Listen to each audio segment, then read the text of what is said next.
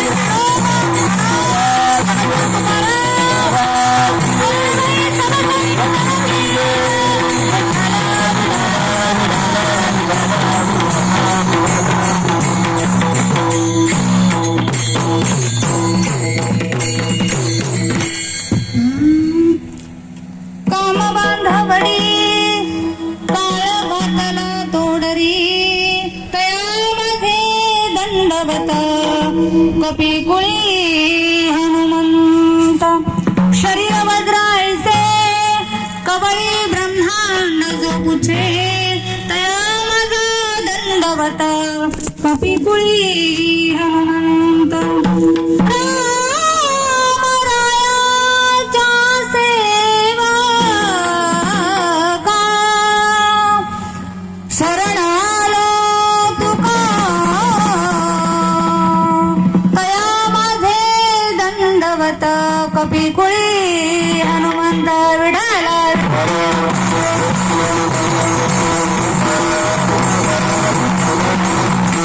पांडुरंगा करू प्रथम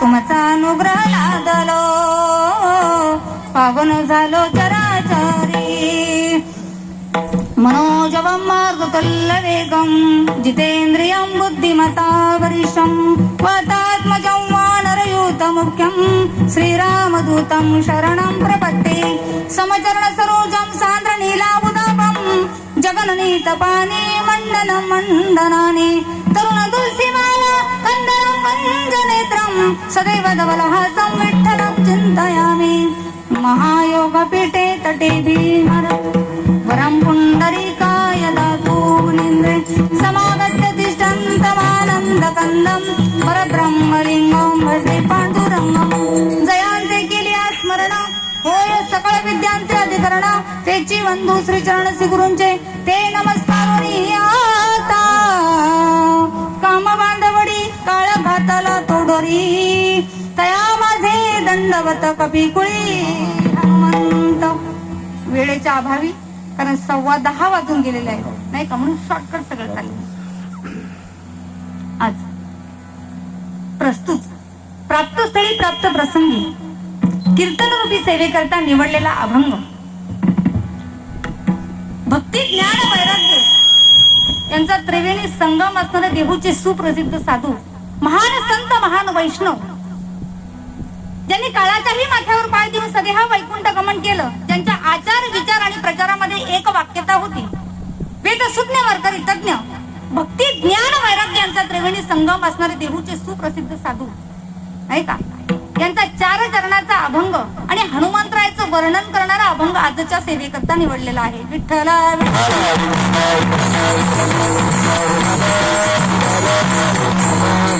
या अभंगामध्ये जगद्गुरु तुकोबाराय सांगतात काम बांधवडी ज्यांनी कामाला जिंकून घेतलं आणि काळालाही पायदळी तुडवलं असे जे हनुमंतराय आहेत त्याला माझा दंडवत आहे ज्यांचं शरीर वज्राप्रमाणे आहे असे जे हनुमंतराय आहेत त्याला माझं दंडवत आहे जे रामरायाचे सेवक आहेत ह्या हनुमंतरायाला माझं दंडवत आहे हा हनुमंतरायाचं वर्णन करणारा जगद्गुरु तुकोबारायांचा पौराणिक असा अभंग सेवेकरता निवडलेला आहे सगळ्यांना ज्ञात आहे सगळ्यांना श्रुत आहे सगळ्यांना माहित आहे पण वक्त्याचं आद्य कर्तव्य आहे थोडासा परिहार देणं हे वक्त्याचं आद्य कर्तव्य असते का किम निमित्ताने ही सेवा आहे काय निमित्ताने हे कीर्तन सेवा आहे तर आज अतिशय पवित्र असा दिवस म्हणजे हनुमंतरायाचा जयंती आपण साजरी करतो, जन्मोत्सव साजरा करत असतो. आणि हा केवळ आपल्या गावापुरती मर्यादित उत्सव, हा गावापुरती मर्यादित नसून तुम्ही कुठेही जा, प्रत्येक गावागावामध्ये हा जन्मोत्सव, हनुमान जयंतीचा उत्सव आपण अतिशय आनंदामध्ये, जल्लोषामध्ये साजरा करत असतो. अतिशय गोड स्वरूपामध्ये आपण साजरा करत असतो, नाही का? जर आपण बघितलं तर हा बेरशेती या गावामध्ये विचार जर केला तर 3 तालुक्यांच्या सीमेवर म्हणजे हद्दीवर असणारं हे गाव आहे. नाही, या गावामध्ये अतिशय आनंदामध्ये, अतिशय उत्साहामध्ये, अतिशय गोड स्वरूपामध्ये मग पायी दिंडी सोहळा, नाही का, दिंडी सोहळा असेल, गावामध्ये सणा समारंभ केला असेल, रांगोळ्या काढल्या असतील आणि आनंद जर आपल्याला आनंदाचं वातावरण जर तयार करायचं आहे, गुड्या तोरणं उभारले असतील, दीप प्रज्वलन केलं असेल आणि अशा पद्धतीने आपण हा उत्सव साजरा करत आहोत अतिशय आनंदामध्ये. मग त्याच्यात महिला मंडळाचा जास्त सहभाग असेल. पण या सप्ताहाची सुरुवात जी आहे, हे वर्ष 3रं वर्ष, नाही का? गोविंद बाबा यांच्या प्रेरणेने, त्याचप्रमाणे आपण जर बघितलं मग शंकर महाराज भोईर असतील, त्यांचाच मुलगा विलास भाऊ भोईर यांचं अतिशय मोलाचं सहकार्य असतंय. आणि रमेश महाराज भोईर असतील, ज्यांची दुपारी प्रवचन सेवा झाली, अतिशय मोलाचं असं मार्गदर्शन असतं. कारण कोणत्याही कार्याला मार्गदर्शनाची फार गरज आहे. कार्य कोणतंही असो, आध्यात्मिक असू दे, नाही का, शैक्षणिक असू दे, सामाजिक असू दे, राजकीय असू दे, पण प्रत्येक क्षेत्रामध्ये मार्गदर्शनाची गरज आहे. मार्गदर्शनाशिवाय कोणताही कार्य होणं शक्य नसते. आणि अतिशय मोलाचं असं मार्गदर्शन रमेश महाराजांचं असते.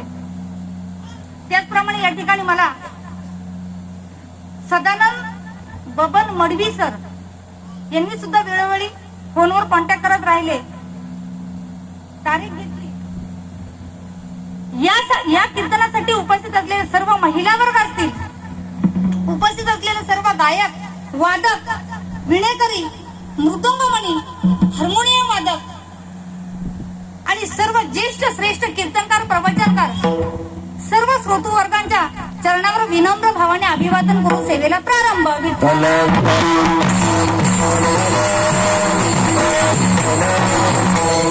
आपण जर विचार केला, सुंदर असं वातावरण, गाव अगदी लहान आहे, अगदी 30-35 घरांचं गाव आहे.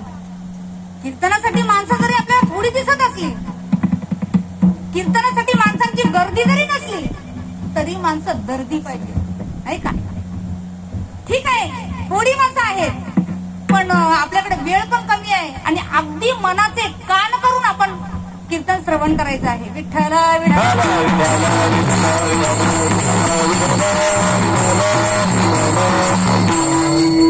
आपण ही हनुमान जयंती साजरी का करतो? बघा, देवाची जयंती होते, साधूंची पुण्यतिथी होते आणि माणसाचं जेमतेम वर्षात राहतं. मग देवाची जर काहीकांच्या मनात शंका येईल, देवाची जर जयंती साजरी होते, मग हनुमंतराय तर देवाचे भक्त होते. पण भक्त जरी होते, पण देवाप्रमाणे त्यांचं कार्य होतं, म्हणून त्यांची जयंती साजरी केली जाते. आणि 7 चिरंजीवापैकी एक म्हणजेच हनुमंतराय. अश्वत्थामा बलिर्व्यासो हनुमानच्च विभीषण कृपा परशुरामच्च सप्ततये चिरंजीव. 7 चिरंजीवापैकी एक म्हणजेच हनुमंतराय. आणि म्हणून ह्या हनुमंतरायांचा पुरुषार्थ अतिशय मोठा, अतिशय श्रेष्ठ असा पुरुषार्थ आहे. संपूर्ण रामायण जे आहे ना, ते संपूर्ण रामायण पुरुषार्थाने भरलेलं आहे. आणि म्हणून आपण त्यांची जयंती साजरी करत असतो. आपण विचार केला, 3 प्रकारे आपण आनंद साजरा करायचा असतो. गावातील महिलांनी म्हणा, सगळ्या ग्रामस्थांनी म्हणा, मग पालखी सोहळा काढला असेल, पालखीमध्ये अतिशय आनंद लुटला असेल, नाही का? कोणी भजनं म्हटली असतील, कोणी अभंगावर नाचले असतील, त्या तालावर, अभंगाच्या तालावर नाचले असतील, अतिशय आनंद व्यक्त केला असेल. पण आनंदाचे पण 3 प्रकार आहेत. एक भौतिक आनंद, दुसरा दैविक आनंद आणि तिसरा म्हणजे आध्यात्मिक आनंद. भौतिक आनंद म्हणजे देव गावात येणे. आता या मंदिर 3 वर्ष झालेली आहेत, नाही का? मंदिराची स्थापना केली, देव गावात आला, आनंदाचं वातावरण निर्मिती झाली, त्याला भौतिक आनंद म्हणतात. दैविक आनंद, देव अंतरंगात येणे, हा दैविक आनंद. आणि देव अनुभवात येणे हा आध्यात्मिक आनंद. विठ्ठल आणि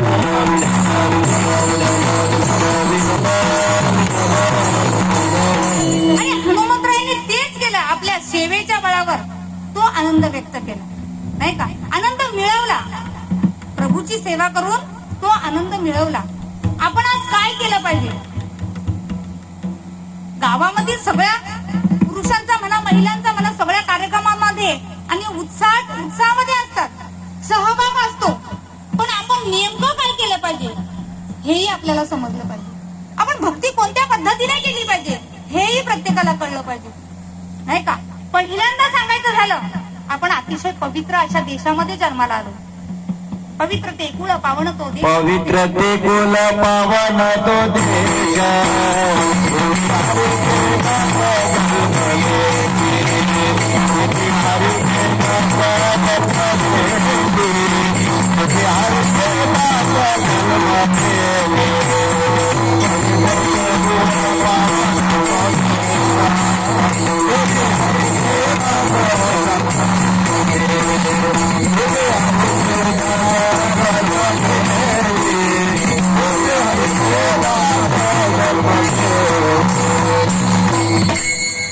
पवित्र ते कुळ पावन तो देश, जेथे हरीचे दास जन्म घेते.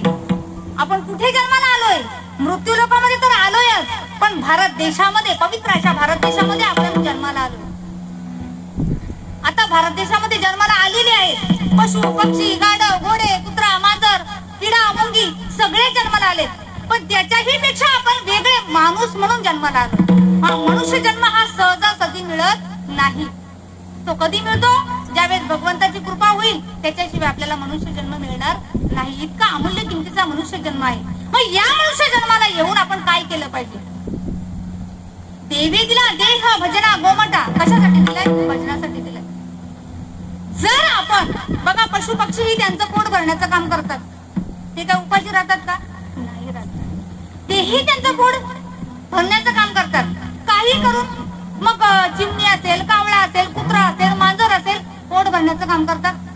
आपणही जर तेच केलं, फक्त आपला पोटा पाण्याचा जर विचार केला, तर त्यांच्यात आणि आपल्यात फरक तो काय राहिलो? नाही तरी काय श्वान सुखदेव आपण, नाही का? फक्त खा प्या मजा करा एवढाच जर आपण विचार जर केला, फक्त आपण मनुष्य जन्माला जर आलोय तर फक्त आपण मजा करा. खायचं प्यायचं, आपल्या घरदार मुलाबाळांचं, घरादाराचं बघितलं, शेतीवाडीचं बघितलं, म्हणजे झालं का? नाही झालं. इतका जर अमूल्य किमतीचा जर आपल्याला मनुष्य जन्म जर मिळालाय, तर काय केलं पाहिजे? याची देही घडे देवाचे भजन.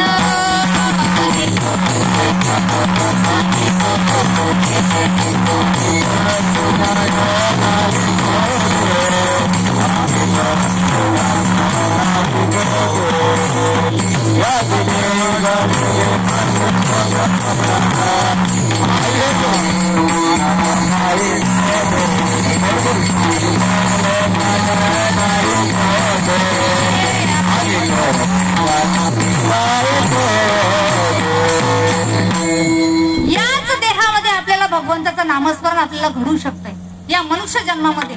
आता कीर्तनासाठी बसलेली इथं माणसंच आहेत ना, का दुसरं कोणी? कुत्रा, मांजर, घोडा, गाढव काही येऊन बसतील का? नाही बसणार. कारण त्यांना देवाने बुद्धी दिलेली नाहीये. शरीर दिलंय, डोळे दिले, हात दिले, पाय दिले, पण बुद्धी दिलेली नाहीये. तीच बुद्धी भगवंताने आपल्याला, तुम्हा आम्हाला दिली. मग त्याचा आपण योग्य तो वापर केला पाहिजे का नको? हा जन्म आपल्याला पुन्हा पुन्हा मिळणारा नाहीये. पुनर्वित्ताम पुनर्मित्रम पुनर्भार्या पुनर्मही एतत् सर्व पुनर्लभ्यम न शरीर हा पुन्हा पुन्हा. किंवा जन्म नाही रे अनेक तुका म्हणे माझी का. हा जन्म जर आपल्याला पुन्हा मिळणार नाही, पुढच्या जन्मामध्ये समजा आपण मुंगी झालो, कुत्रा झालो, गाढव झालो, तेव्हा आपण भगवंताचं नामस्मरण करू शकतो का? नाही करू शकत. मग हीच संधी आहे आपल्याला, या मनुष्य जन्माला येऊन आपण भगवंताची भक्ती केली पाहिजे. रोज नित्य नियमाने. बघा, महिलांच्यासाठी सांगायचं झालं तर मग आपण जर एखाद्याने विचार केला का, हो आम्हाला काय तेवढीच कामं आहेत का? महिलांना काय तेवढीच कामं आहेत? आपल्याला घरातली सगळी कामं करावी लागतात.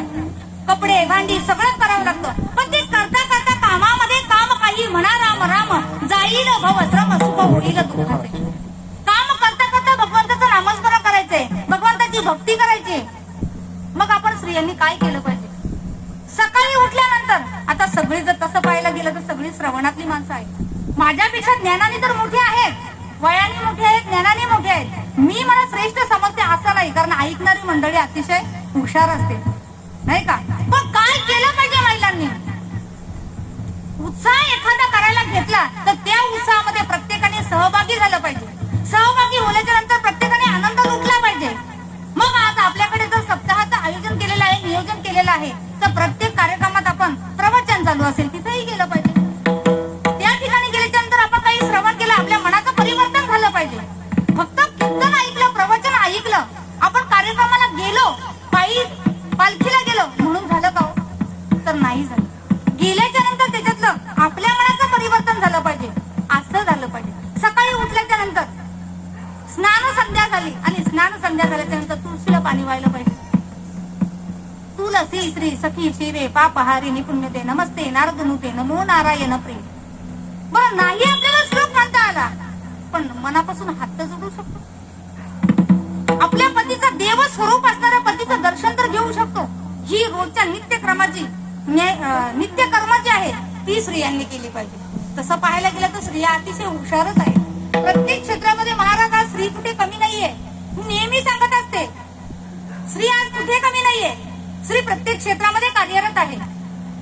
स्त्री डॉक्टर आहे, इंजिनियर आहे, वकील आहे, शिक्षिका आहे, बँकेमध्ये कार्यरत आहे, पोस्टामध्ये कार्यरत आहे, कंडक्टर आहे. प्रत्येक क्षेत्रामध्ये स्त्री कार्यरत आहे. स्त्री कुठे कमी आहे का? गायन करते स्त्री, पेटी वाजवते, पखवाज वाजवते, विमान चालवते स्त्री.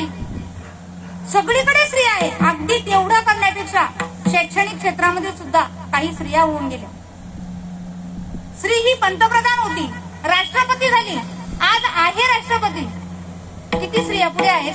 एवढंच नाही तर ज्या गृहिणी आहेत त्या गृहिणी सुद्धा बचत गटाच्या माध्यमातून या ठिकाणी, या गावामध्ये बचत गट पण आहेत ना, बचत गटाच्या माध्यमातून आणि वेगवेगळ्या मग त्या हे राबवल्या असतील, नाही का? दारूबंदी सुद्धा केली. काही मग इतका पुढाकार घेऊन आणि खूप मोठं काम केलंय. मग आज स्त्री कुठे कमी नाही? जर प्रत्येक क्षेत्रामध्ये जर स्त्री असेल तर या आध्यात्मिक क्षेत्रात का असू नये? आज एका स्त्रीचं कीर्तन होतं तर बऱ्याच महिलांनी उभं पण राहायला पाहिजे होतं. 8-10 महिला जर बचत गटाच्या महिला जर उभ्या राहिल्या असतील तर मला किती माझी कॉलर ताट झाली असते.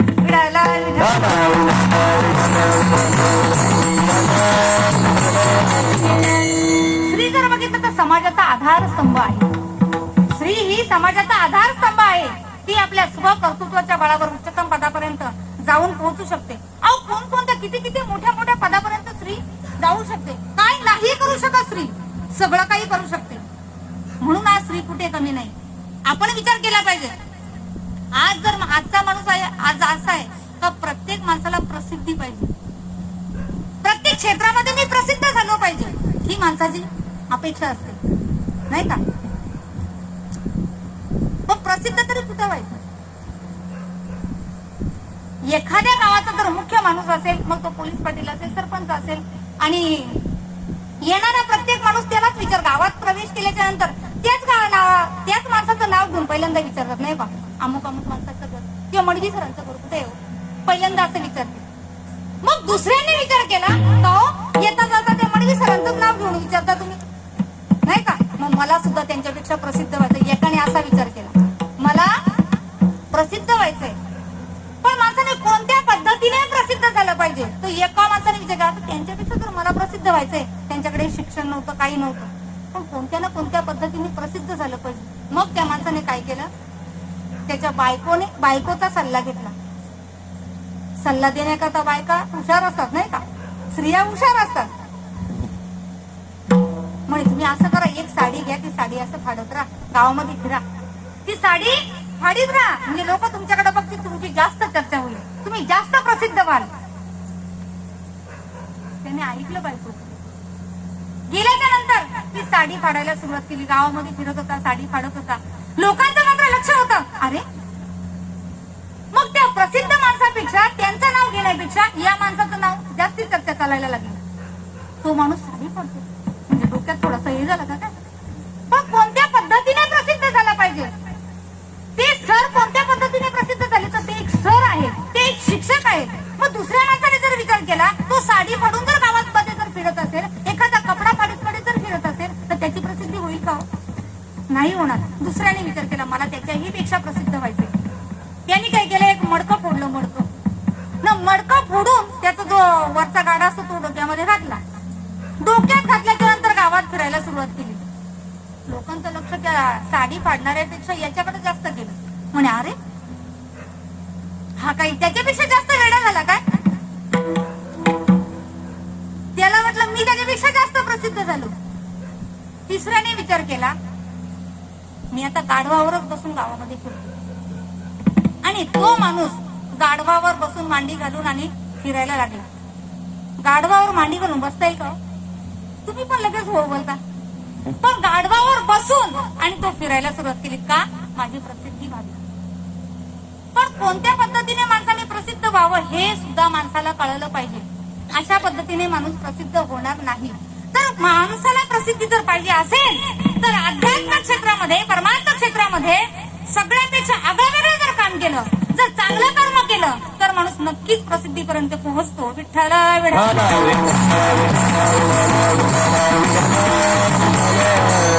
याच्या अगोदरचे जे सप्ते व्हायचे, याच्या अगोदरचे जे सप्ते व्हायचे, पूर्वी काय लाईटची व्यवस्था नव्हती.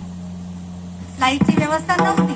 मग ते कंदील लावायचे किंवा त्या गॅस बत्ती असायची ते लावून सप्ते करायचे. पण एकाने विचार केला, संशोधन केलं आणि त्या लाईटचा शोध लावला, विजेचा शोध लावला. म्हणजे आगळं वेगळं कार्य केलं. शेवटी ते प्रसिद्ध झाले नाही का. म्हणजे प्रसिद्धी आपल्याला जर मिळवायची असेल तर काही सगळ्यांपेक्षा वेगळ्या अशी प्रसिद्धी मिळवा तर आपल्याला ते भगवंताला आवडेल. विठ्ठल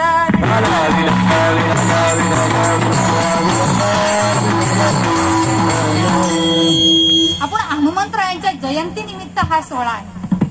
हनुमंतरायांची जी स्थापना जर बघितली रामदास स्वामींनी 1567 ते 1572 या 5 वर्षामध्ये 11 ठिकाणी मंदिराची स्थापना केली. शहापूर, मसूळ, चाफळ, अमरत, पाडगाव, शिरोळ, माणगाव, बाहे अशा 11 ठिकाणी मंदिराची स्थापना केली. आणि असं एकही गाव नाही का ज्या गावामध्ये हनुमंतरायाचं मंदिर नाही. न ज्या गावामध्ये मंदिर नाही ते गाव नाही, ते गाव म्हणता येणार नाही. विठ्ठल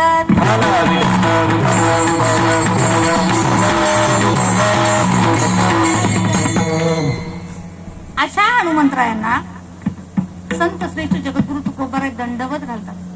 शरण शरण हनुमंत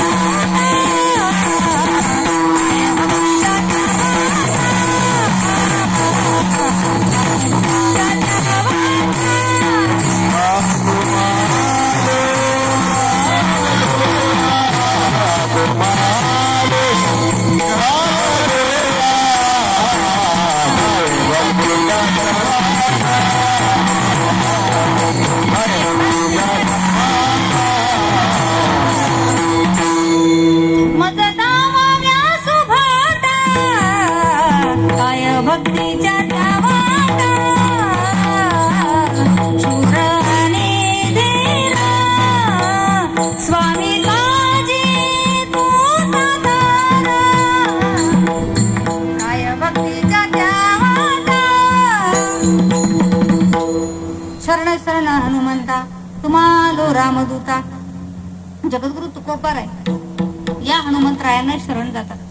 ज्या तुकोबारायांनी संसाराच्या नावे घालून हे शून्य वाढता हा पुण्य धर्म केला, संसाराचा विचार केला नाही, संपूर्ण आयुष्य हे परमार्थ क्षेत्रामध्ये वेचलं नाही का. बाबाजी चैतन्याच्या कृपेने आणि 4,500 अभंगची रचना केली. पण 13 दिवस उपोषण करून ते ज्यावेळेस पाण्यामध्ये टाकले ना ते सुद्धा उपोषण केलं आणि जळी दगडा सहित वया तारी येल्या जैशाला अशा पद्धतीने त्या अभंगाच्या वया सुद्धा वर आणल्या. एवढी निष्काम श्रेष्ठ भक्ती जगद्गुरु तुकोबारायांची होती. एवढंच नाही तर काळाच्याही माथ्यावर पाय दिला, सदेह वैकुंठ गमन केलं, 8 पिढ्यांचा उद्धार केला. ते जगद्गुरु तुकोबार आहे कोणाचं वर्णन करतात? हनुमंतरायाचं वर्णन करतात. वर्णन तरी कुणी कुणाचं करावं?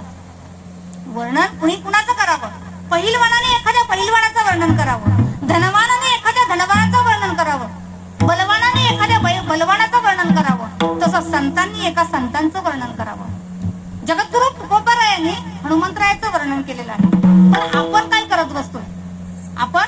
आपण या देहामध्ये आल्याच्या नंतर त्याच वासना, त्याच इच्छा नाही का, त्याच्यामध्येच गुरफटलो गेलो.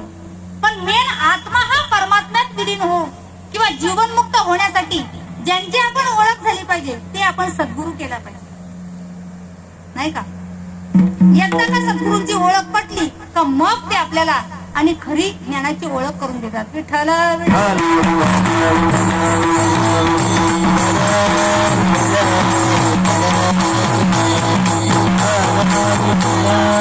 हनुमंतरायांनी कामाला जिंकून काळाही आणि काळाला बांधून ठेवलं होतं, बेडी घातली होती. एवढं त्यांचा पुरुषार्थ श्रेष्ठ होता. किती पुरुषार्थ श्रेष्ठ होता! श्री संबंध आला पण त्यांनी कामाला जिंकून घेतलं होतं, त्यांच्या आहारी गेले नाही. एकदा लक्ष्मणजींना शक्ती लागल्याच्या नंतर ते मूर्छित पडले आणि ही बातमी मात्र सगळ्या राम सैन्यामध्ये पसरली. सगळ्यांना माहित आहे कथा बघ. लक्ष्मणजी मूर्छित पडले, शक्ती लागली, काय करावं काय कळत नाही. आणि इतक्यात मात्र विभीषणाने सांगितलं, विभीषणाने म्हणे तुम्ही काय करा, सुसेन नावाच्या वैद्याला घेऊन या. सुसेन नावाच्या वैद्याला घेऊन आले आणि आल्याच्या नंतर त्याला विचारलं. पण त्या सुसेन वैद्याने सांगितलं, जर तुम्हाला वाटत असेल का लक्ष्मण पुन्हा जिवंत व्हावा असं जर वाटत असेल तर सूर्योदय आहे तेव्हाच एक वल्ली आणावी लागेल. पण ती वल्ली कुठून? द्रोणागिरी पर्वतावरून ती वल्ली आणावी लागेल, नाही का? मग ती कोण आणेल? ती कामगिरी कोणाकडे द्यायची? तर ती कामगिरी स्वतः हनुमंतरायाने आपल्याकडे घेतली. म्हणे मी ती वनस्पती लागते ती मी घेऊन येतो. हनुमंतराय ती वनस्पती आणण्यासाठी द्रोणागिरी पर्वताकडे निघाले आणि निघाल्याच्या नंतर ही बातमी मात्र रावणाला समजली. रावणाने विचार केला आता यांच्या कार्यामध्ये विघ्न आणलं पाहिजे, म्हणून त्यांनी कालनेमीला पाठवलं. पण काही माणसं असतात ना चांगल्या कार्यामध्ये विघ्न आणण्यासाठी तत्परच असतात. मी या गावाचं सांगत नाही, दुसऱ्या गावात एखाद्या गावामध्ये चांगलं कार्य होत असेल किंवा कुठल्याही क्षेत्रामध्ये चांगलं जर होत असेल तर त्या कार्यामध्ये विघ्न आणणं हे काही त्यांचं कामच असतं. त्याच्यामध्ये फार हुशार असतात. कालनेमी त्याच्यात अतिशय निष्णात पारंगत होता. कालनेमीने साधूचा वेश धारण केला आणि ज्या रस्त्याने हनुमंतराय चाललेले त्याच रस्त्यावर आश्रम बांधून राहिला. हनुमंतराय आले आणि आल्याच्या नंतर हनुमंतरायाने विचार केला मला तहान लागली, पाणी तर प्यायला पाहिजे. आणि हनुमंतराय त्या ठिकाणी त्या आश्रमामध्ये गेले. म्हणे मला पाणी मिळेल का? पाणी मागितल्याच्या नंतर मायावी रूपी तो राक्षस होता, पण मुनींचं रूप धारण केलेलं होतं. त्यांनी कमंडलू समोर केला, कमंडलू, आणि समोर केल्याच्या नंतर हनुमंतरायाने विचार केला मला माझी काही एवढ्या पाण्यात तहान लागणार नाही. म्हणे मग जा त्या सरोवराकडे बोट दाखवलं. हनुमंतराय सरोवराकडे गेले आणि गेल्याच्या नंतर सरोवरामध्ये गेल्याच्या नंतर त्या ठिकाणी मगरीने त्यांचा पाय पकडला. पण त्या हनुमंतरायांचा मगरीला स्पर्श होताच एक दिव्य स्वरूप धारण करणारी ती स्त्री आली. म्हणे तुमच्या पायाचा स्पर्श मला झाला आणि मी मगरीची पुन्हा मी शापमुक्त झाले, मी प्रसन्न आहे. आणि हे ऐकून म्हणा मी जाता जाता तुम्हाला एकच सांगू इच्छिते. कोणाला? हनुमंतरायांना. मला एवढंच सांगायचंय का ज्यांच्याकडे तुम्ही पाणी आणायला गेला होता तो कोणी साधू मुनी नाहीये, तो राक्षस आहे. तो तुमच्या कामामध्ये विघ्न आणण्याकरता आलेला आहे. हे सांगितल्याच्या नंतर हनुमंतराय प्रसन्न झाले. म्हणे हे तू सांगितलं मी प्रसन्न आहे तुझ्यावर, मग वरमद्रोही असं म्हटलं. आणि वरमद्रोही म्हणाल्याच्या नंतर त्या स्त्रीने सांगितलं माझा तुम्ही स्वीकार करा. कोणाला? माझा तुम्ही स्वीकार करा, पण हनुमंतरायांनी नकार दिला. एवढं मला शक्य होणार नाही. पण मी एवढं करू शकतो का तुम्हाला मी पूज्य देवता मानून आणि माझ्या गळ्यामध्ये रुईच्या पानांच्या रूपामध्ये मी गळ्यात धारण करेन. आजही आपण हनुमंतरायांना कोणती माळ घालतो नाही का? तिला पूज्य देवता म्हणून आणि ती रुईच्या पानांच्या स्वरूपामध्ये गळ्यात धारण केलं. श्री संबंध आला, पण त्याच्यापासून ते अलिप्त राहिले. म्हणून जगद्गुरु तुकोबाराय सांगतात अभंगाच्या पहिल्या चरणात काम बांधवाडी काम बांधवाडी काम बांधवाडी काम बांधवाडी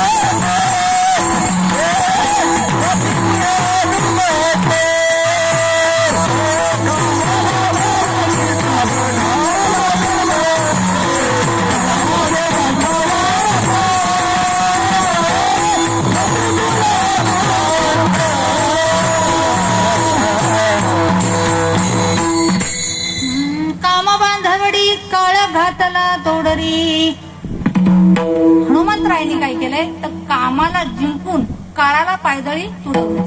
इतका मोठा पुरुषार्थ केलाय. जीवनामध्ये धर्म अर्थ काम आणि मोक्ष हे 4 पुरुषार्थ असले पाहिजे. माणसाच्या जीवनामध्ये धर्म अर्थ काम आणि मोक्ष. धर्म म्हणजेच काय? सकळ धर्माचे कारण नामस्मरण हरी कीर्तन दया क्षमा समाधान संत जन साहित्य निज धर्म हा चोखडा. धर्म म्हणजेच काय हो? धर्माने वागलं पाहिजे, नीतीने वागलं पाहिजे. म्हणजे काय? खरा तो एकची धर्म जगाला प्रेम निभावे. एकमेकाशी प्रेमाने वागलं पाहिजे नाही का? तुझ्यातही तोच भगवंत आहे, माझ्यातही तोच भगवंत आहे. मम माझी जीवलोके जीवभूत सनातना. सगळ्यामध्ये भगवंत आहे ही भावना आणि मनात निर्माण झाली पाहिजे. काम लावावा ईश्वर भजनी, काम लावावा ईश्वर भजनी, क्रोध लावावा इंद्रिय दमनी, लोभ असावा संत स्मरणी, नामस्मरण करावा अट्टहास. आता धर्म म्हणजेच तरी काय? तर धर्म म्हणजे पूजा अर्चा होम हवन इत्यादी ते धर्म. अर्थ म्हणजे पैसा तरी कोणत्या मार्गाने कमवला पाहिजे.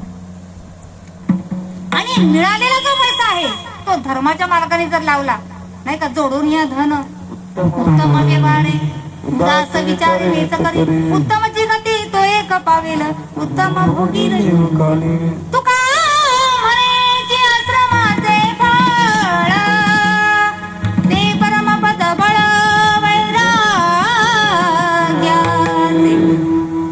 धन कमावलं पाहिजे, पण चांगल्या पद्धतीने जर धन जर कमावलं, योग्य मार्गाने धन जर कमावलं तर त्याला आपल्या धर्माने कमावलं. धर्माची जोडी लागेल. धर्म अर्थ काम एवढा वाईट आहे. तो काम देवाला सुद्धा कामाला जिंकता आलं नाही. देवाला भगवान विष्णूने जालंधराचं रूप घेऊन आणि वृंदेचं पतिव्रत्य हरण केलं नाही का? देवाला कामाला जिंकता आलं नाही. त्या कामाला हनुमंतरायाने जिंकले. पराशर ऋषींना कामाला जिंकता आलं नाही, त्या कामाला हनुमंतरायाने जिंकलं. किती श्रेष्ठ पुरुषार्थ असेल हो, नाही का? आणि माणसाच्या जीवनामध्ये अजिंक्य असलेला संसार माणसाला जिंकता आला पाहिजे. तो कोणी जिंकलाय? सर्वसामान्य माणसाला जिंकता आला नाही, तो संतांना आणि हनुमंतरायाने जिंकला. विठ्ठल विठ्ठल.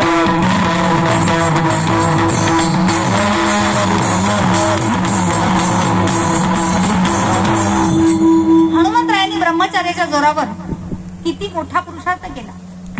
ब्रह्मचर्याच्या जोरावर हनुमंतरायांनी सीतेचा शोध लावला, लंकेचं दहन केलं, रावणाची दाढी जळली, आई महिलेची अवकाळा केली, पाताळातल्या देवीची अवकाळा केली, आई महिलेचा वध केला. अशा पद्धतीने एवढा मोठा पुरुषार्थ केला, नाही का? किती मोठा पुरुषार्थ केला असेल. विठ्ठल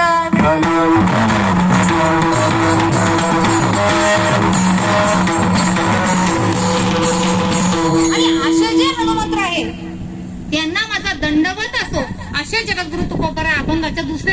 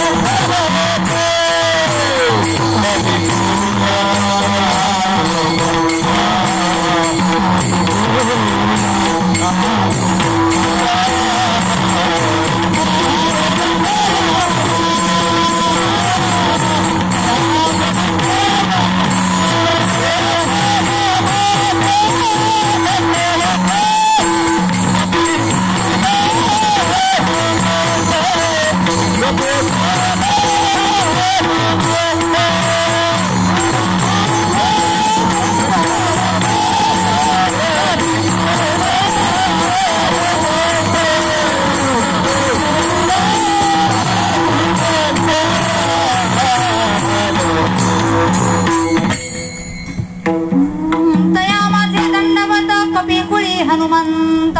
आता दंडवत या शब्दाचा तसा विचार केला तर हनुमंतराय हे आणि वानर कुळामध्ये अवतीर्ण झाले होते, पण एवढं असून सुद्धा त्यांना दंडवत घालतात, नाही का? तर दंडवताचा परिणाम, दंडवत म्हणजे दंडवताने माणूस एकमेकांशी जोडला जातो, आत्मभाव जागृत होतो.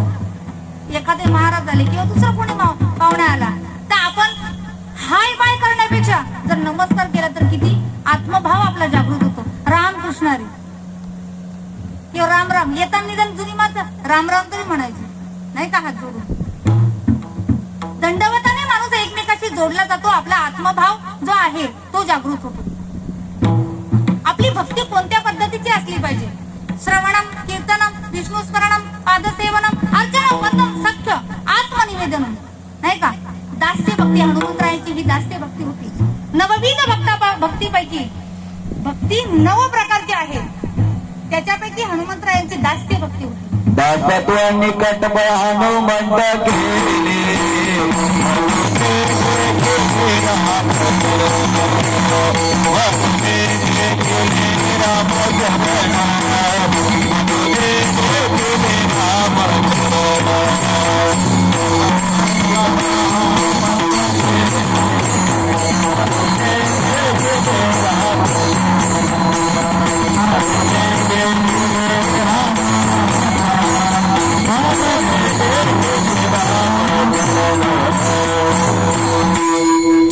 हनुमंतरायांची ही दास्य भक्ती होती. भक्ती कोणत्या पद्धतीने माणसाने केली पाहिजे?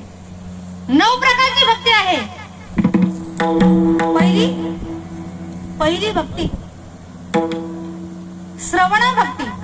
श्रवण भक्ती ही अतिशय श्रेष्ठ भक्ती आहे. वक्त्यापेक्षा श्रेष्ठ श्रोता जो आहे तो श्रेष्ठ आहे.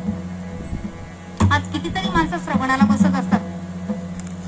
बैठकीच्या माध्यमातून असू दे, दुसरा कोणताही एखादा पंथ असू दे, पण श्रवण भक्ती अतिशय श्रेष्ठ आहे. आणि संप्रदायाने एकमेकाला कमी लेखूच नाही. तो वारकरी संप्रदाय आहे, तो दुसरा कुठला पंथ आहे, पण एकमेकाला कमी लेखू नये. मार्ग कोणताही असू दे, तो आपापल्या परीने आपापली भक्ती करत असतो, नाही का? पण पुढे जाण्याचा मार्ग मात्र एकच असतो. झाडाच्या फांद्या जरी पसरलेल्या असत्या, झाडाचं मूळ तेच आहे. म्हणून एकमेकाला कमी लेखू नये. मग भक्ती कोणत्या पद्धतीने केली पाहिजे? तर श्रवण भक्ती कोणी केली? राजा परीक्षितीने. कीर्तन असू दे, प्रवचन असू दे, कुठलीही कथा असू दे, पण आपण श्रवणाला बसलो, मनाचे कान करून ऐकलं पाहिजे. श्रवण भक्ती. कीर्तनम, कीर्तन म्हणजे नामस्मरण. कोणी केलं? महर्षी नारदांनी केलं. सतत नामस्मरण केलं. हनुमंतरायाने काय केलं? सतत राम राम राम राम सतत नामस्मरण करत राहिले. जय श्रीराम, जय श्रीराम, उठता बसता चालता बोलता जय श्रीराम, नाही का? कीर्तन, विष्णू स्मरण, पतीचं स्मरण केलं पाहिजे. स्थितीनं ते केलं. अर्चनम कोणी केली? शबरी मातेने केली. शबरी मातेची भक्ती एवढी श्रेष्ठ होती. बघा, 9 भक्तीपैकी आपण भक्ती जरी केली, श्रवण भक्ती तर श्रेष्ठ आहे, पण जी शबरी मातेने भक्ती केली, वयाच्या 9व्या वर्षापासून भगवंताची वाट पाहत होती. 80-84 वर्षापर्यंत भगवंताची वाट पाहत होती. संपूर्ण आयुष्य समर्पित केलं होतं. रामा रघुनंदना, रामा रघुनंदना,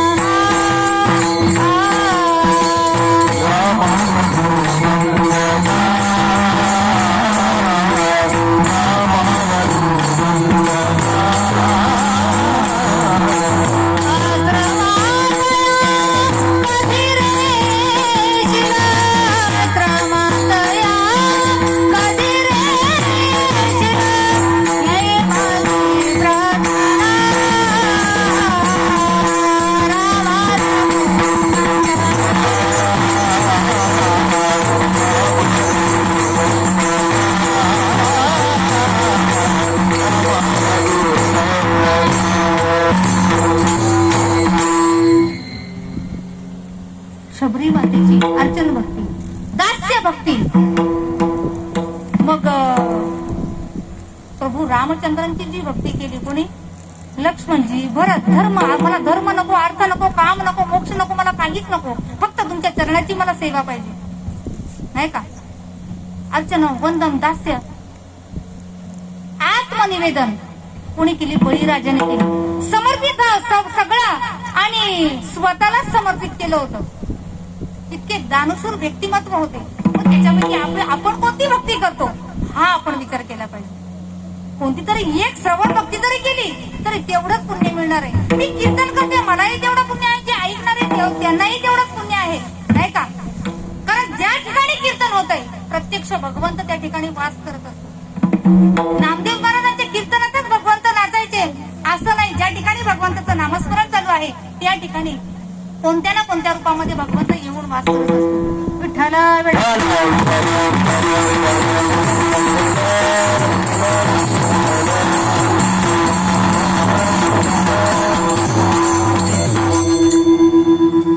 ज्यावेळेस सीतामाईला, कारण आज तुम्ही जर विचार केला, थोडस बाजूला ते कीर्तन तर संपत आलाय तरी कुठला विनोद नाही, हसवणं नाही, काय नाही. ते हसवतील तरी कधी?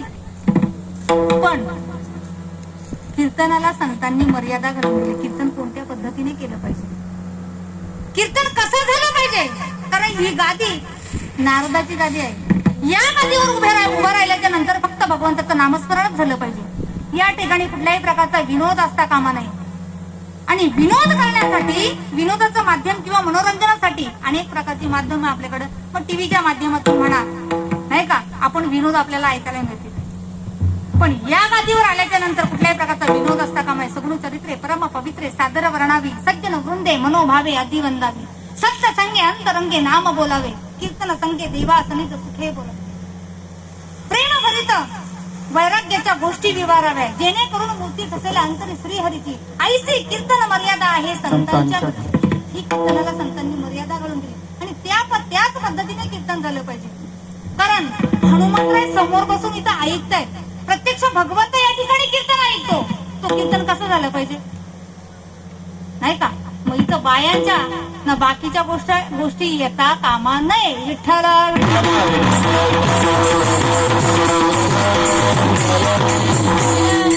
सीता आता 11 तर वाजलेले, पण थोडेसे 10 मिनिटं मला जास्त, कारण कीर्तन सुरुवातच जो 10ला झाली. मी 11ला संपू. थोडेसे 15 मिनिटं द्याल का? 11:15 पण संपू.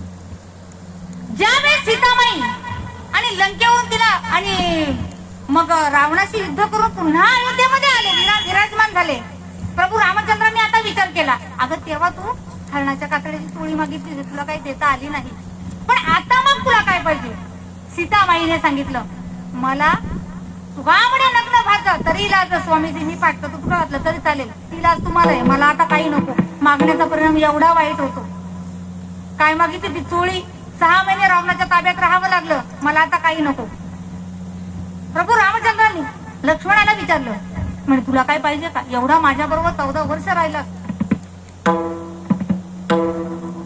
लक्ष्मणजींनी सांगितलं, मला काही नको, मी फक्त सावलीप्रमाणे तुमच्या बरोबर असावं, एवढंच मला द्या. भरताला विचारलं, भरता मी वनवासात असताना तू 14 वर्ष नंदीग्रामी राहिलास, मग तुला काय पाहिजे आता? भरताने सांगितलं, मला काही नको, धर्म अर्थ काम मला काही नको, मला फक्त तुमच्या चरणाची सेवा पाहिजे, एवढंच मला द्या. शत्रुघ्नाला विचारलं, म्हणे भरताने तुमची सेवा करावी, मी भरताची सेवा करावी, याच्या पलीकडे मला काही नको. मग शेवटी मात्र श्रुतकीर्तीला विचारलं, लक्षपूर्वक, अगदी 15 मिनिटं आपल्याकडे. श्रुतकीर्तीला विचारलं, म्हणे श्रुतकीर्ती, 14 वर्ष आम्ही वनवासात होतो, तू सुद्धा इकडे वनवासच भोगलास, मग तुला आता काय पाहिजे? श्रुतकीर्तीने बघा काय मागावं. म्हणे तुम्ही वनवासामध्ये जी वल्कले धारण केली होती, जे कपडे परिधान केले होते, ते मला द्या, ते मी घेईन, कपाटामध्ये ठेवीन, आणि कपाटात ठेवल्याच्या नंतर जगाला निक्षून सांगेन, भोगापेक्षा त्याग किती महत्वाचा असतो. विठ्ठल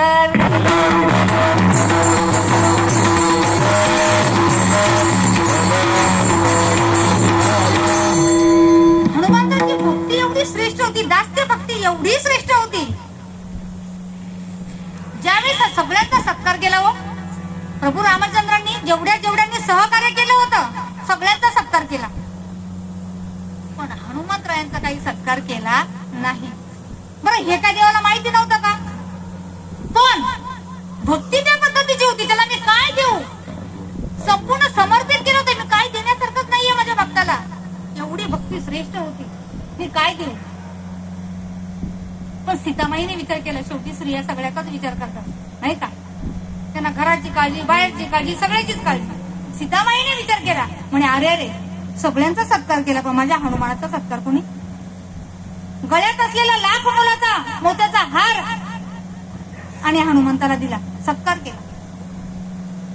पण काय केलं असेल हनुमंतरायाने? तोच हार घेतला, झाडावर जाऊन बसले आणि एक एक मणी फोडायला सुरुवात केली. मणी फोडायचा, फेकून द्यायचा, मणी फोडायचा, फेकून द्यायचा. हे दृश्य मात्र सीतामाईने पाहिलं. म्हणे हनुमंता, मी एवढा लाख मोलाचा हार, मी तुझा सत्कार म्हणून तुला मी हार, तुझा सत्कार केलेला आहे, मग कुशाल तू फोडून आणि फेकून देतोस? हनुमंतरायाने काय उत्तर दिलं असावं? म्हणे आई साहेब, याच्यात रामच नाहीये, ज्याच्यात राम आहे, ज्याच्यात राम नाही ते कशाला मी गळ्यात घालू? याच्यात राम नाही म्हणून मी फेकून देतो. आई साहेबांनी सांगितलं, मग राम कशात आहे? याच्यात जर राम नाहीये तर राम आहे कशात? मग हनुमंतरायांनी आपली छाती फाडली आणि राम पंचायतन दाखवलं. ग्रामपंचायत नाही आहे का, राम पंचायतन दाखव, एवढी दास्य भक्ती श्रेष्ठ होती. विठ्ठल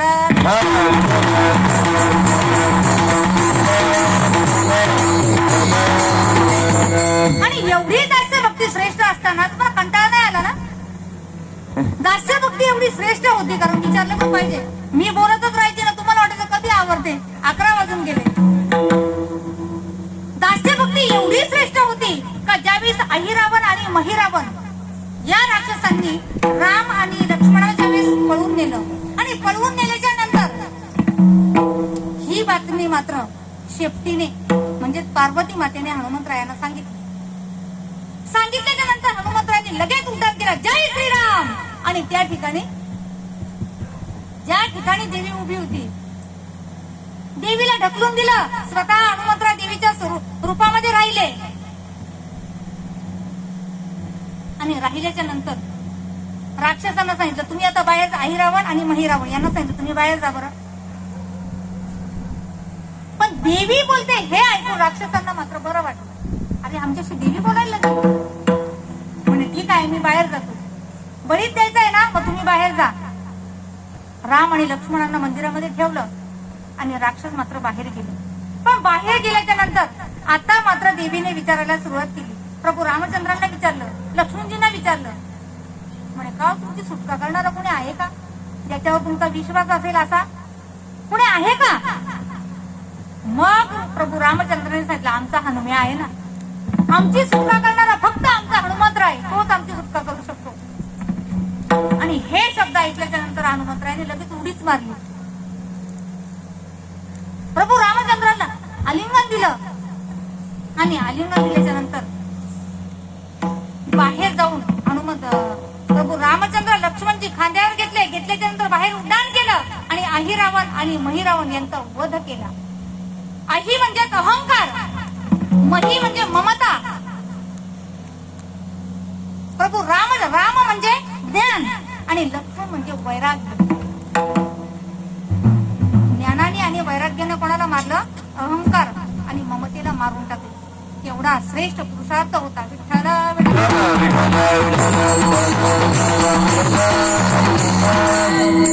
असे जे हनुमंतराय त्यांचं शरीर हे वज्राप्रमाणे आणि आहे. अभंगाच्या तिसऱ्या चरणात शरीर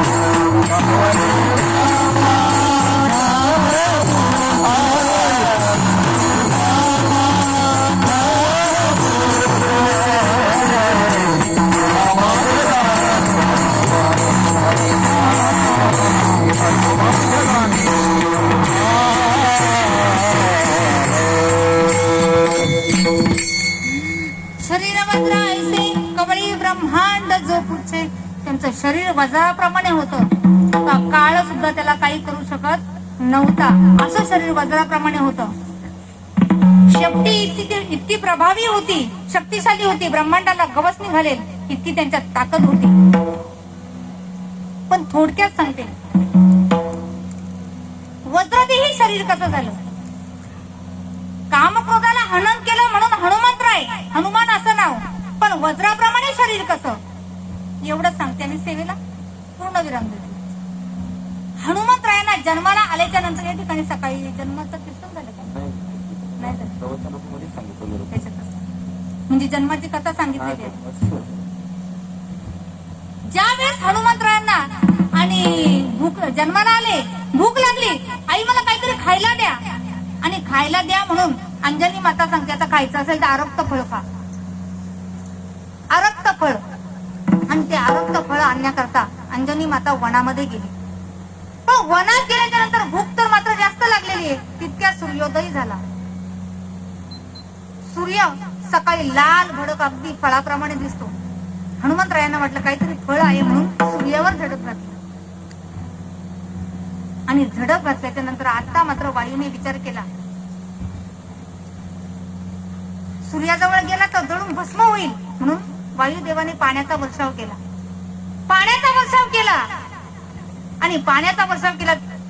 हनुमंतराय सूर्याच्या जवळ गेले तर राहूने सूर्यबिंबाला ग्रासायला सुरुवात केली होती आणि ग्रासायला घेणार तितक्यात हनुमंतरायने आपल्या शेपटीने त्या राहूचं तोंड खेचलं. त्याच्यानंतर केतू आला. केतूला सुद्धा मार दिला. बघा हनुमंतराय किती मोठा पुरुषार्थ होता. राहू केतूला मारलं. इंद्रदेव आले. इंद्रदेवाच्या मुकुटावर हल्ला केला. मुकुट काढून टाकलं. सगळ्या देवानी चरणावर लोटांगण घातलं, नाही का?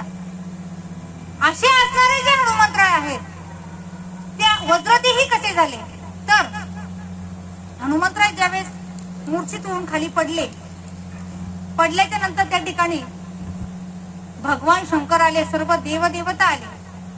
वायुदेवाने हनुमंतरायांना काय केलं, मांडीवर घेतलं आणि मांडीवर घेतल्याच्या नंतर रडत बसले होते. इतके सगळे देवदेवता आले आणि देवदेवता आल्याच्या नंतर भगवान विष्णूने सांगितलं, हे चिरंजीव आहेत, काही होणार नाही त्यांना.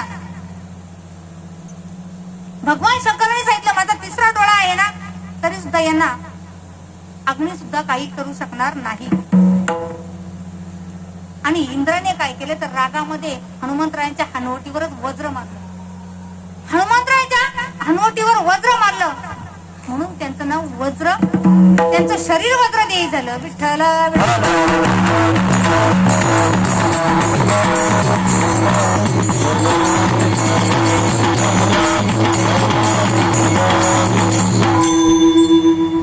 एवढी भक्ती श्रेष्ठ. आपणही आपापल्या परीने भक्ती करायची, जसे कोणत्या पद्धतीने केली पाहिजे आपल्यालाही प्रश्न पडतो, नक्की कशी भक्ती करावी.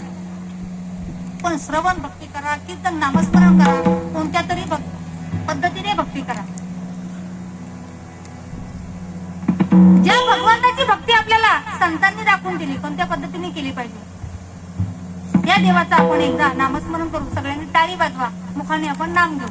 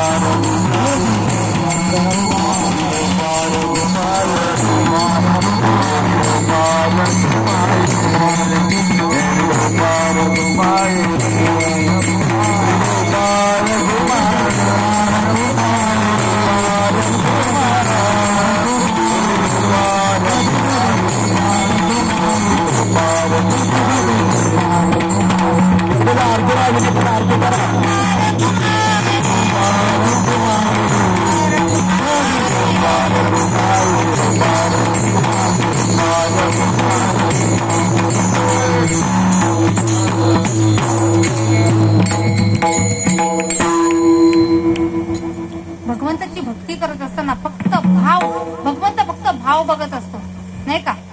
उदाहरण द्यायचं झालं, दारामध्ये अंगणामध्ये जर दाणे पडले, दाणे, तर पक्षी आपोआपच येतात. दाणे पडले की पक्षी येतात. झाडावर जर आंबा पिकला की पक्ष्यांना सांगावं लागत नाही. आणि एकदा का भाव तयार झाला का देव यायला वेळ लागत नाही, नाही का? पण भाव तयार झाला पाहिजे. देव बोलाला भावासी, देव बोलाला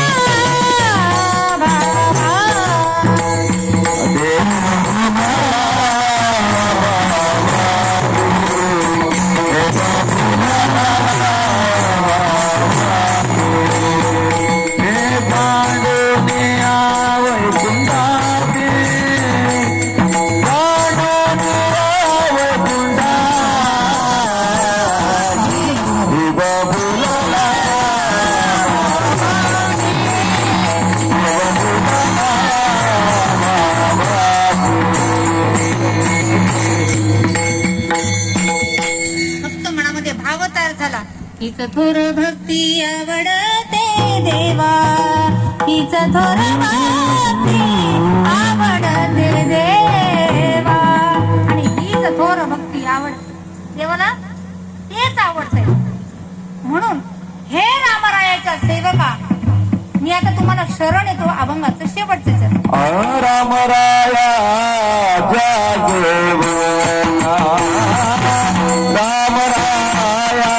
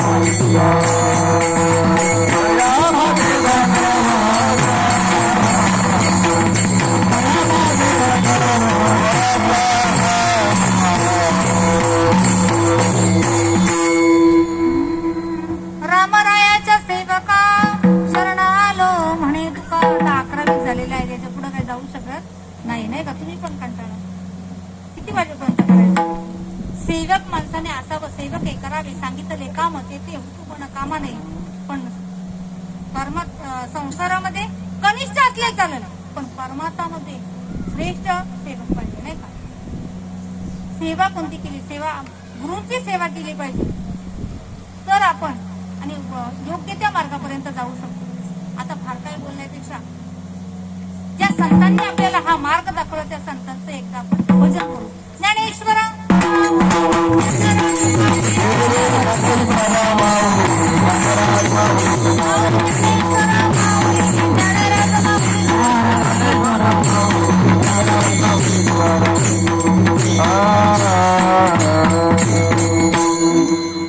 एकदा सगळ्यांनी टाळी वाजवा आणि मुखाने एकदा आपण नामस्मरण. ज्ञानदेव तुकाराम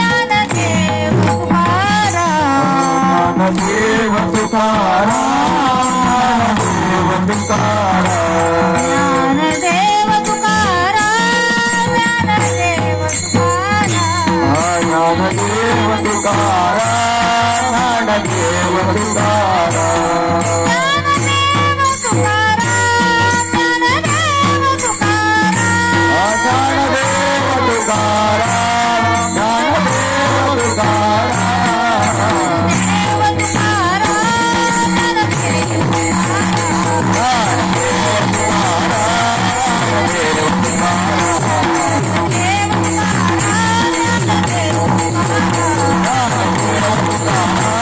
ज्ञानदेव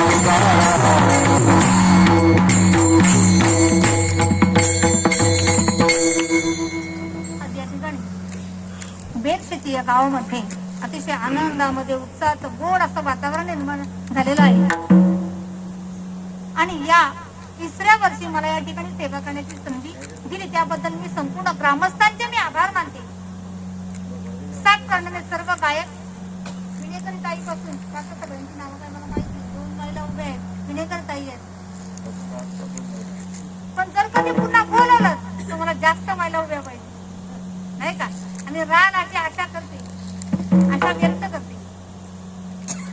मग शंकर महाराज भोईर असतील, त्यांचा मुलगा विलास भाऊ भोईर, मग रमेश महाराज असतील, कुटुंबमणी महाराज असतील, तुमचं नाव जयेश महाराज पांचाळ, हार्मोनियम वादक रामदेव महाराज, तुमचे मी आभार मानते. विनेकरिता येथील उपस्थित सर्व महिला वर्ग, आता वेळ काही जास्त घेत नाही. बोलण्याच्या ओघातून काही चुकीचाही निघाला असेल, मोठी मंडळी आहेत. आणि वेळोवेळी मला फोनवर कॉन्टॅक्ट करणारे मडवी सर असतील, त्यांचेही मी आभार मानते. ज्यांचे सौजन्य आहे त्यांचेही मी आभार मानते. आणि जर एखाद्याचं नाव जर कुठून राहिलं, उत्तम अशी स्पीकर सिस्टीम, सगळ्यात खेळ याच्यावर अवलंबून असतो. तसा आवाजच निघत नाही ना. नव्हे हा एकुल्याचा खेळ म्हणून मी जमविला. बोलण्याच्या बाबतीतून आपण शब्द निघाला पायाच्या प्रसादी काही बोलिलो विनोदे मग क्षमा करणे संगती नव्हे अंगभूत युक्ती नव्हे हा उपदेश तुमचे बडबडिले शेष तुमचे कृपेचे पोसणे जन्म जन्मी तुका म्हणे. झालेली सेवा हनुमंतरायच्या चरणार बिंदावर समर्पित करते आणि सेवेला पूर्ण विराम. जय विठ्ठल जय विठ्ठल जय विठ्ठल जय आगे विठ्ठल जय जय विठ्ठल आ बोले ले गुरे देवा गुरे उतरे करा क्षमा परमात्मा आ दाई विचारिया अधिकारुण्या उदारा कामने कामेश्वरा पाया पैठणा करा क्षमा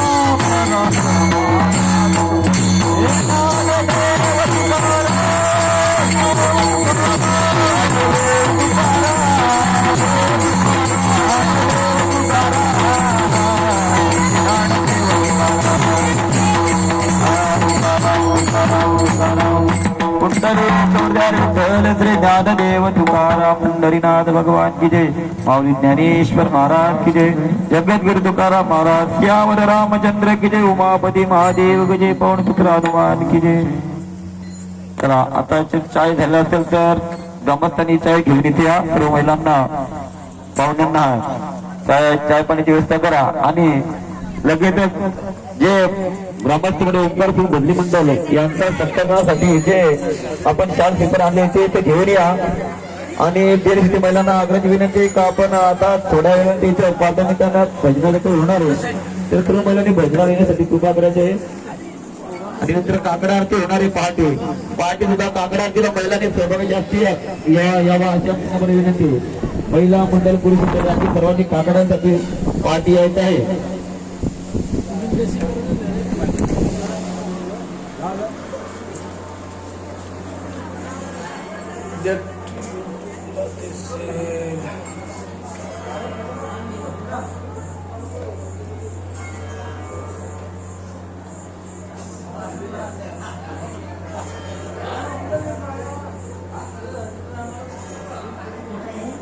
डिस्ट्रिक्ट लोकांचा आहे तू